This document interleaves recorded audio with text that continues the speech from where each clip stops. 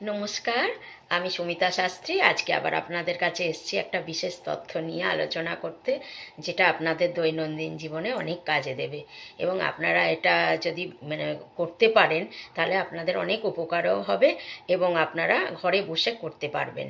ঠিক আছে, তো সেরকম একটা দরকারি তথ্য হচ্ছে যে আপনারা যদি যাদের শনিদেবের ধাইয়া চলছে বা শনির সাড়ে সাতি চলছে, শনিদেবের একটা প্রভাব আপনাদের ওপর রয়েছে, খুবই কষ্টের মধ্যে রয়েছেন আপনারা, সেক্ষেত্রে আপনারা একটা নিয়ম করলে শনিদেবের প্রভাব থেকে অনেকটা মুক্ত হতে পারবেন এবং ওনার আশীর্বাদ আপনারা পাবেন।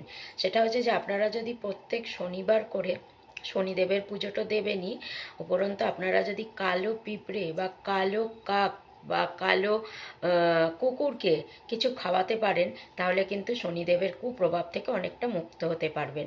তার মধ্যে সবচেয়ে ভালো উপকারিতাটা হচ্ছে, যেটা যেটা খাওয়াবেন, সেটা হচ্ছে রুটি তেলে ভেজে খাওয়াতে হবে। সেটা যদি আপনারা খাওয়াতে পারেন তাহলে অনেক উপকারে পাবেন। এবার পিঁপড়েকে ছোট ছোট টুকরো করে রেখে দেবেন, পিঁপড়ে খেয়ে নেবে, বা কাক ছাতে গিয়ে রেখে দেবেন, কাক এসে খেয়ে নেবে। তাহলে কিন্তু আপনারা শনিদেবের প্রভাব থেকে অনেকটা মুক্ত হতে পারবেন। তো ভালো থাকুন, সুস্থ থাকুন।